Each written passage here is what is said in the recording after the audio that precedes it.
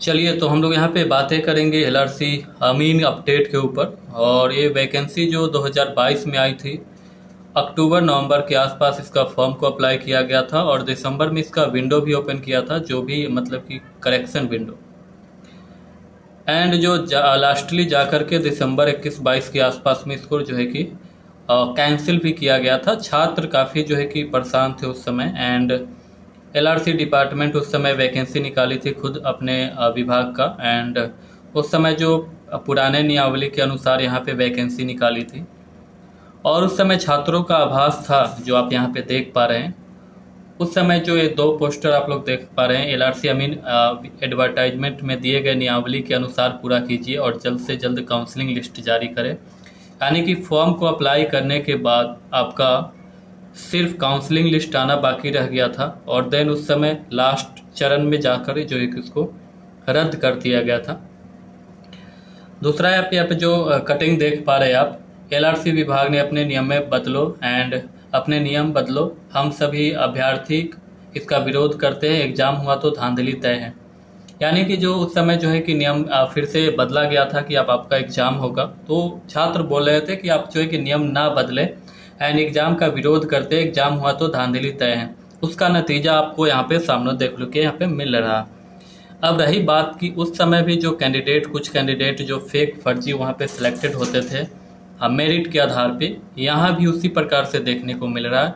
तो फिर इतना सारा प्रोसीजर यहाँ पे करने से क्या फ़ायदा। उस समय तो आपको फॉर्म भरने का भी कुछ शायद संविदा वाले तो उस समय शायद फॉर्म भरने का फ़ी भी नहीं रखा गया था, या रखा भी गया होगा तो 50 के आसपास रहा होगा। आप लोग देख लेंगे क्या था उस समय। अभी जो आपका फॉर्म भरने का 800 चार्ज किया गया था और 800 आपने फॉर्म फी मतलब कि यहाँ पे लगा करके आपने एग्ज़ाम दिया और फिर वही नतीजा हुआ, तो फिर आप दोनों में क्या यहाँ पे डिफरेंस देख रहे हैं। तो उस समय छात्रों का आभास हो गया था कि जो है कि एग्ज़ाम होगा तो इसमें धांधली तय है। हालांकि इसका जो है कि अभी विभाग जो यहाँ पे जो बोर्ड बीसीसी ने यहाँ पे साफ क्लियर कर दिया गया है कि अभी इस पे मतलब कि कोई भी जब तक जांच नहीं हो जाता है तब हम आपको नहीं बता सकते हैं कि क्या कुछ हुआ है। यानी कि वो अपना पल्ला झाड़ने पे पूरा तुल गया हुआ है। तो बीसीसी बोर्ड यहाँ पे कब तक यहाँ पे जांच कराएगी, ये आगे आपको देखने वाली बात है।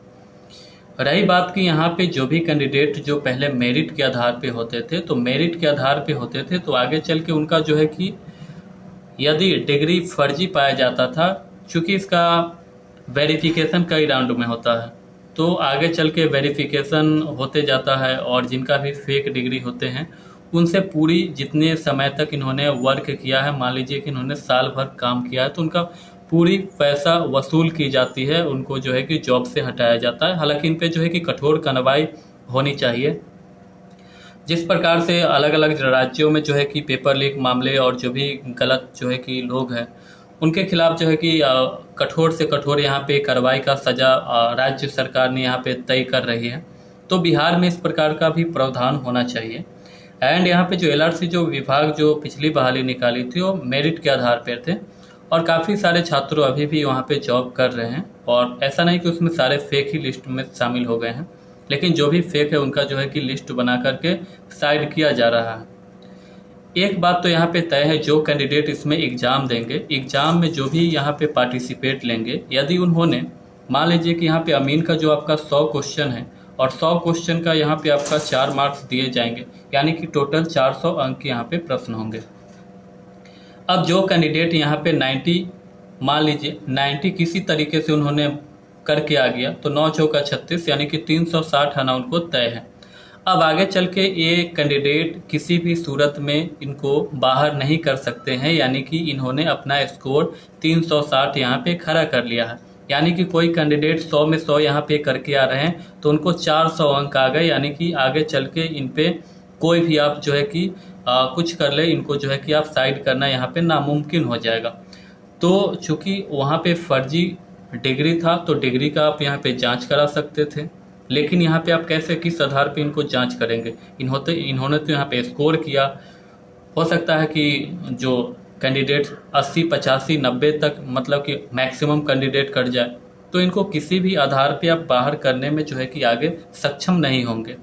तो दोनों में फ़र्क है और रही बात कि वैसे कैंडिडेट जिनका जो पहले जो स्कोर कम था, उनका नहीं हो रहा था, हाँ उनके लिए तो ये फ़ायदा है कि वो एग्ज़ाम में पार्टिसिपेट ले। लेकिन फिर क्या फ़ायदा जब आपका यहाँ भी मेरिट लिस्ट में नाम ना आए, यानी कि फेक तरीके से कैंडिडेट यहाँ पे पार्टिसिपेट लेकर स्कोर अपना बढ़ा ले, तो फिर तो आपका फिर वही बात आ जाएगा।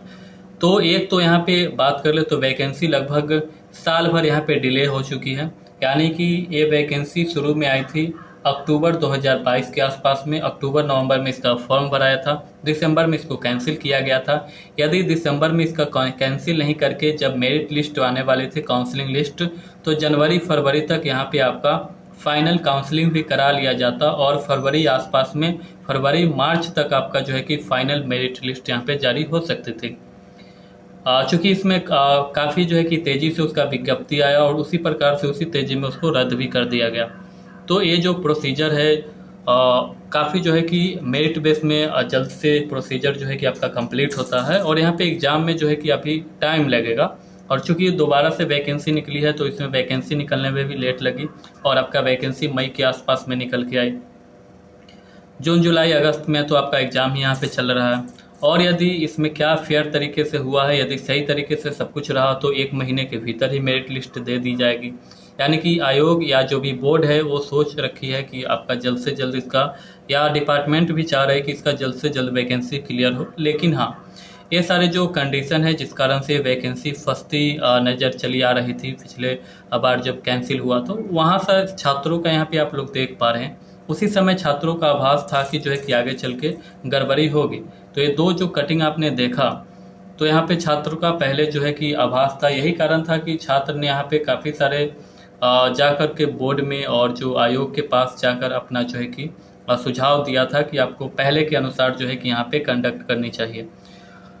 तो ये सारे जो है कि आप लोग को देख सकते हैं जो अपडेट है। एंड यही मैं बोलूँगा कि जो भी बहाली हो, फेयर तरीके से बहाली हो, चाहे आप एग्ज़ाम ले या आप यहाँ पे मेरिट के आधार पर ले। मेरिट के आधार पे भी एक हद तक ठीक ही था। मेरिट के आधार पे गवर्नमेंट ने ही रूल्स बनाई थी और गवर्नमेंट ने जब उनको लगा कि हाँ बिहार में हम सक्षम नहीं एग्ज़ाम कराने में, तब जाके बनाई थी और फिर जो है कि उसको बदला गया। तो ये कहीं ना कहीं छात्रों के साथ ही दोनों ही मतलब कि पासा में जो है कि छात्रों का यहाँ पे नुकसान है, चाहे वो मेरिट के आधार पे हो या आपका एग्ज़ाम बेस हो। एक हद तक जो बीपीएससी जो कंडक्ट हाल फिलहाल में शुरू की है, जो छात्रों को 1 घंटा पहले प्रवेश दिया जाता है ऑफलाइन से, जो है कि जो भी सील पैक होते हैं और वो जो है कि विद्यार्थियों को समक्ष ही खोला जाता है। यानी कि जो आपका पैकिंग होकर आते हैं, जो भी आपका बंडल होता है, छात्रों के सामने सिग्नेचर किया जाता है, छात्रों का वहाँ पे सिग्नेचर लिया जाता है, देन आपका वहाँ पे पेपर खुलती है और पेपर भी सील्ड होती है और टाइम होने पर आप उसको खोल सकते हैं। यानी कि 1 घंटा पहले प्रवेश दिया जाता है ताकि कोई भी छात्र बाहर ना रहे। तो उस समय जो है कि उस कंडीशन में जो है कि पेपर लीक होने की संभावना ऑफलाइन में अभी थोड़ा कम है। ऑनलाइन में बहुत सारे जो डिवाइस ऐसे आ चुके हैं, सॉफ्टवेयर ऐसे आ चुके हैं, एप्लीकेशन ऐसे आ चुके हैं जो आपको इसमें बहुत सारे धांधली इसके जरिए हो सकता है। तो ये सारे बहुत सारे जो है कि प्रोसीजर है और इसको जो है कि जो भी बोर्ड है उसको जो टेक्निकल टीम यहाँ पे गठित की है, तो अच्छे तरीके से फेयर तरीके से जांच हो और जो भी जांच में आए उसको जो है कि मीडिया के सामने इसको पेश किया जाए कि आखिर क्या कुछ हुआ था। अभी बोर्ड की ओर से कोई भी इस पे जो है कि सही बयान नहीं आ सका है कि क्या कारण था। शुरू में तो एनी डेस्क के माध्यम से बताया गया था कि पेपर लीक हुआ है, लेकिन किस हद तक कैसे हुआ था अभी उसका जांच होने के बाद ही पता चलेगा। आई होप कि जो भी यहाँ पे डाउट है आपको क्लियर हुआ होगा। मैं तो यही कहता हूँ कि पुराने जो वैकेंसी 2018-19 में निकली थी, जो क्लियर हुई थी, वो भी एक तरीके से अच्छा ही है, क्योंकि उसमें जो भी कैंडिडेट फेक है उनका तो धीरे धीरे पता चल ही रहा है और धीरे धीरे वो लोग कैंडिडेट साइड भी हो रहे हैं।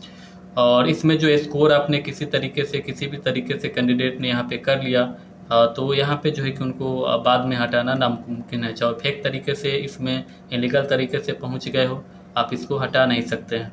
तो ये दोनों में फ़र्क है। और आप लोग क्या चाहते हैं, कैसे एग्ज़ाम हो, क्या इसी को क्लियर किया जाए, तो आप लोग ज़रूर अपनी राय सुझाव दें। एंड बोर्ड तो यहाँ पे काम ही कर ही रही है, जल्द से जल्द आपका जो भी होगा आपका समक्ष उसको पेश करेगा कि आखिर क्या हुआ था इसमें। एंड जल्द से जल्द आई होप कि जितने भी कैंडिडेट इसमें शामिल हुए थे एग्जामिनेशन में, उन या जो भी फॉर्म को अप्लाई किए हैं जल्द से जल्द आपको आगे का प्रोसीजर शुरू हो, यही हम कामना करते हैं। धन्यवाद।